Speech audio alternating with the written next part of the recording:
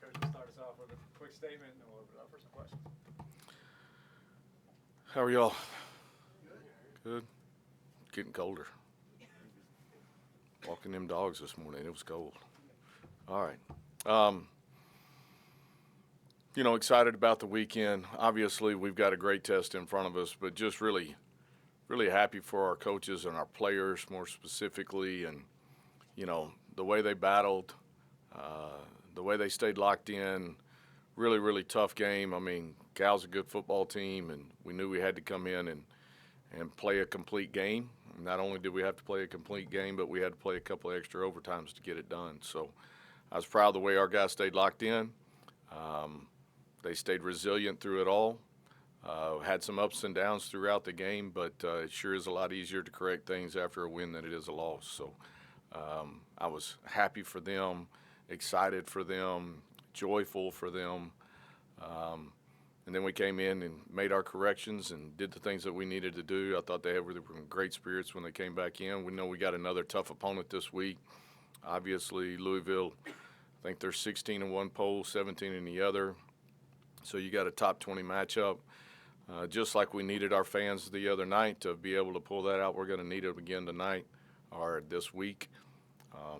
They were outstanding the other night, did an outstanding job, and really helped us in that win. And so this week will be no different. So we're going to need a great crowd. We're going to need them coming in here and being loud, trying to disrupt some of the things they do from that standpoint. But very, very talented Louisville team. Coach Brom's done a tremendous job since he's been there and throughout his career. So they're explosive offensively. They're very attacking defensively. So we know we got our hands full this week. Got to have a great week of work. And then we got to put it all out there on the field and let it happen. When you look back at the rushing effort you had against Cal, was there something you felt like hit in that game or unlocked with that attack? Well, first of all, I thought our offensive line did a tremendous job. Did a really nice job of identifying some things, getting us targeted correctly, really creating movement up front. You look at our running backs, especially with Hawk and Terry on both. Both of them did a really nice job after contact of picking up yards too. Ran very physically, did a great job with their vision, and when they had an opportunity for an explosive run, they hit them. And I think when you added Kyron to that, especially in the second half, he had, I don't know what he had, 100 and something yards rushing. The 1-2 punch between the two of them, being able to spread the field a little bit more in that way, I think all of those factored into it. But number one, you got to take your hat off to the offensive line and the way they played, especially with all the things they've gone through this year.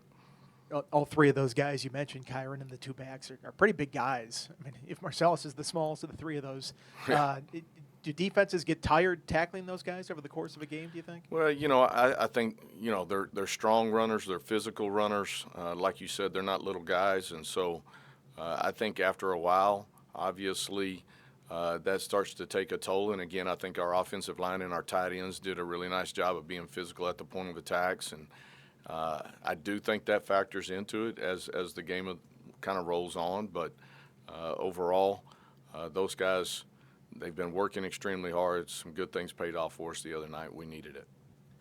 You mentioned Friday night adding some layers to that rushing attack, and it looked like there were some times you put a guy like Heath or Selden in motion, and then when Kyron keeps on the read option, there's that option pitch to them and makes Cal think. Is that something that, add in the layer makes them think, and that gives Kyron the chance to hit the alley? Yeah, and we've been doing it all year long, in spots. And so, it's just part of who we are in the fabric of what we're doing right now with our personnel and what we're doing offensively. And so it does add some layers to it, and it allows you to hopefully use it in the right way, right? And so, we'll try to keep things off balance. When you think about Louisville, they're a very attacking defense, and it all starts with their guys up front, their linebackers, the way they play downhill, play a lot of different bear fronts and give you a lot of different pressure looks. And so you've got to do a good job of getting things targeted right, but then you got to do a good job of trying to find space when you can. And specifically about their defense, you mentioned attacking and how they mix up their fronts. From the teams that have had success running the ball against them, what have those teams done well that you want to try to incorporate this week? Well, there hasn't been many when you look at it. You look at what they've done defensively, everybody struggled running the football against them. They're in the top of the conference in almost every defensive category. So they do a great job, number one, in takeaways. They get you behind the chains. They bring you a lot of different pressure looks. And then they make you get into a situation where you put the ball in jeopardy, and they've got a lot of eyes to it, and they've gotten a lot of interceptions from that. So we got to do a good job of trying to stay ahead of the chains, be patient, but also you got to stay aggressive in some sense of the word to try to put a little bit more pressure on them. But again, their linebackers are attacking. They do a great job of tackling out in space, and their front is active. They're big, they're long, and they're always moving them around and giving you different looks. You mentioned the offensive line. What stood out to you about some of the tight ends and receivers and the way they kind of blocked on the perimeter and kind of sealed some of those lanes for Kyron and Marcellus? Yeah, they did a tremendous job. I mean, the unforgotten part of that equation is those guys blocking on the perimeter. And our perimeter blocking has really improved over the last 2 to 3 weeks. And those guys are taking a lot of pride in that. We needed every bit of that the other night. Just, every yard mattered. When you get into games like that, every play, every yard, every situation, every series, guys just being locked in, staying focused, and understanding what I got to do and doing my job. We talk about that a lot offensively.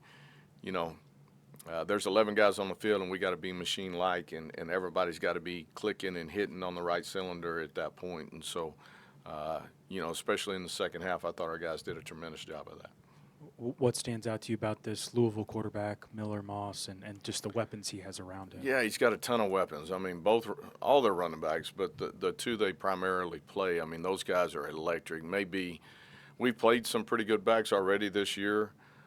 These guys, with the combination of the two, the amount of speed they have, they're electric in that, got great vision. They do a good job from a schematical standpoint of getting those guys out in space too. They use them as receivers at times, and so they get the ball to them in a lot of different ways, as well as, you look at their receivers. I mean, they're big, they're tall, they can run, they've got a great catch radius. Lacey does everything. They move him around and do a lot of different things with him. So he's got a lot of weapons around him. I think he's an outstanding quarterback. I think he's really efficient in what he does. He doesn't put the ball in jeopardy very often, and they mix it up and try to stay balanced.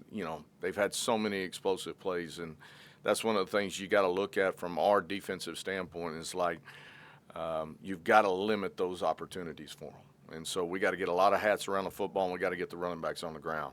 We got to get pressure on him when we have our opportunities, especially if we can get him behind the chains. Try to get him off his spot, try to confuse him a little bit, provide some pressure in that sense. And, you can't allow the explosive pass play or run play because they can eat you up when they do that. Kyron had 21 carries last week. I know those aren't all by design there. What's he like at the end of the game physically? Is he like, continue to give me the ball? Like he wants the ball in his hands? Yeah, I mean, he was a dude the other night from that standpoint. Like, he never blinked an eye about what we were doing or how we were doing it, and it was whatever we got to do to win. And so he was locked in and he was focused. Did a tremendous job of reading things and having the ability to pull the ball at certain times. Some of them were more designed things for him, and he did a really nice job with all that and stayed locked in. And I mean, obviously, that was a huge reason why we had the opportunity to win that football game. You brought up Louisville's explosiveness and being able to take it to the house, but in the red zone, I think they're fourth in the league in red zone scores. Your defense has not made a red zone stop this year. What's going to be key for your group to get some red zone stops or even just hold them to field goals? I think more than anything, our defense has been something we've leaned on. I think about the play there late in the game when they're trying to steal a few more yards and get a little extra for their field goal, that the one they ended up missing late in the game. I thought Sam and the staff and the guys stepped out on the field and executed a call that rarely comes up, but it really limited, made them, really throw the ball out of bounds and gave us the opportunity to line up and try to block the field goal, which they ensued missed. And so I I think our defense has done a really good job all year. Our defensive front, our linebackers, with everything that has gone on, they played extremely well and they played hard. And, you know, those opportunities are going to come. Obviously, they're good in the red zone. They got a lot of weapons. They can hurt you in a lot of different ways, whether it's with the tight end or whether it's one of the receivers getting matched up on a corner when you've got to, hey, I got to load the box, and it's going to be, you got to be mano a mano out there. So if you lighten it all up, then obviously their run game can hurt you. So it's kind of that back and forth battle, but I've got a lot of faith in our defense and those guys over there. We've asked you a lot about the freshman playing on defense. Wanted to ask you about Noah Chambers specifically and what you've seen out of his growth, especially now that he's part of that rotation there at linebacker. Yeah, I think he's got a really bright and tremendous future. He continues to get better each and every day, whether that's in the meeting room, whether that's on the practice field, in game. Just the more things that he sees, the more things he's putting away in the memory bank and being able to use that and grow. But I think he's going to be off the charts when it gets down to it from the time he graduates or gets done playing college football. He's got great tools. He's got length. He's got speed. He's got size. He's physical. He's relentless, and he's hungry about getting better, and that's what you love about him. I know you love it when we ask you about officiating. Did you seek or get any clarification on the roughing the passer penalty from the ACC about what Ben Bell is supposed to do in that situation? You know, I guess really all I can say is yes, I did seek, and they did disagree with me, and that's probably about all I can say on that. Was it that a body weight interpretation? Is Body that what they weight. said on that? Body weight. Also, and there's so much happened in the game, didn't have a chance to ask you afterwards about 2-point strategy in the overtime. You elected to kick the extra point there in the first one. Did it ever enter your mind to try to go for 2 and try to win it in that first overtime? Or what are the thought processes going along there? Yeah, I mean, you think about those scenarios until you're right there, and you got to make a decision pretty quick, right? But I felt like it wasn't the right opportunity for us to go to try to win it in the first one. You know, let's kick the field goal. You've seen multiple opportunities throughout the last couple of weeks where coaches have elected, hey, I'm going to go for 2 and try to win it right here, and it didn't play out great in that scenario. And so it was a pretty quick decision for us. We went ahead and kicked it, and let's roll into the next one and see what happens. You know, I think the longer we play, the better chance we got. And so I thought from that standpoint, it was the right decision for us at the moment, and obviously it played out correctly for us. Let's go to Zoom for a couple. On Zoom, please use the raise hand feature to ask questions for Coach Montgomery, and we'll start with David, please. Coach, you mentioned Colin Lacey earlier. I think he's among just 5 players in the country with multiple punt returns for touchdowns. What challenge does he present there to your special teams, which have struggled? Yeah, you know, we didn't play as well as we needed to the other night for sure. And but Coach Holtz has done a tremendous job around here over the years, special teams wise, and I've got a lot of faith in our special teams. We've got guys back there that are very talented, and they're hungry to get better. Obviously, we take a lot of pride here on how we play in special teams, and I know this week we'll do a good job with that. He's obviously a weapon. He's a guy that you've got to know where he's at. We've got to do a great job of putting the ball in the place that we want to. Our coverage teams have got to do a great job of getting a lot of hats around the ball, and we got to find ways to get him on the ground. Once he gets started, he's really difficult to stop, and so we got to do a great job of limiting the amount of space that he has to start to create. You mentioned you were up early walking the dogs this morning. Did you stay up for all 18 innings last night? I did not. I don't even know who won, to be real honest. So Dodgers won? There you go. So I did not stay up for all 18. That sounds like it was an amazing game. My Stros aren't in it, so I haven't really paid that much attention. 2:55 a.m., Coach. I guess you did stay up for it. Oh, no, I crapped out in the 13th. Well, you sounded like you stayed up for it, man. I thought you were like the warrior there that made it all the way through. We'll go to Ryan next, please. Coach, coming out of the bye week, did you make any adjustments to the defensive line rotations to help get that unit going against Cal?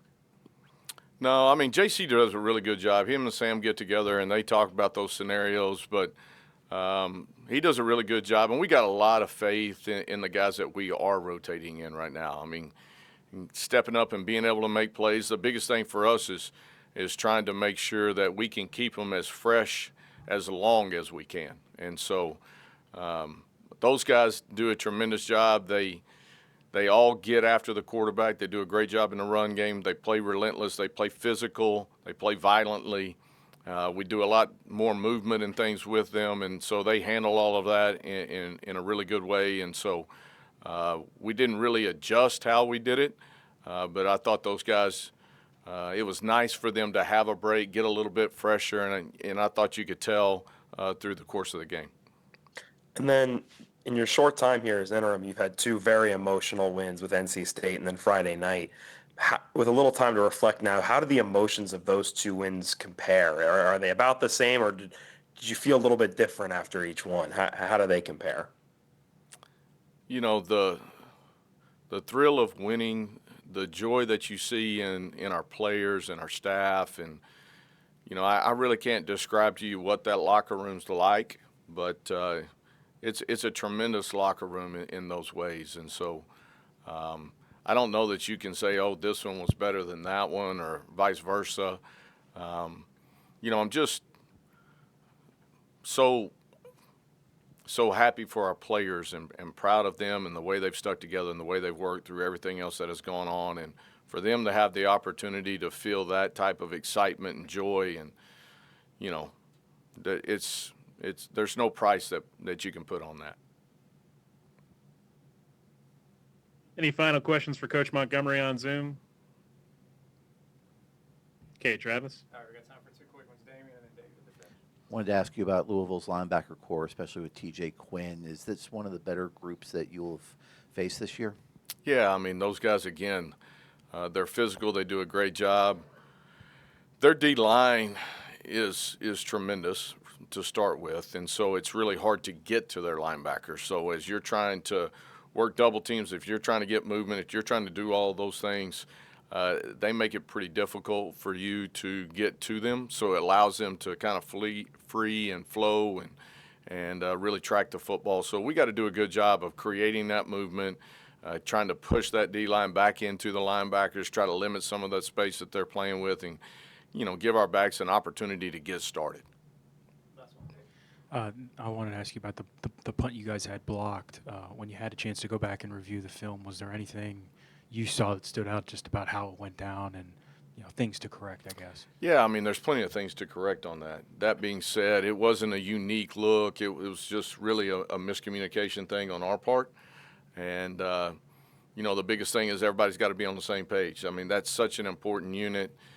We work it all the time with a bunch of different looks and exotic looks. But more than anything on that one, it was just a miscommunication thing that rarely happens, and you can't let happen, because, you know, most of the time when you have a miscue like that, especially in special teams, it's very difficult for you to come back and find a way to win. And that's one of the things I was proud of. We didn't play perfect, no, but, you know, our guys stayed locked in, they stayed resilient, and they stayed you know, really focused on what our goals are and what we needed to do, and still found a way to win. So I'm really proud of them from that. Thanks, Coach. All right.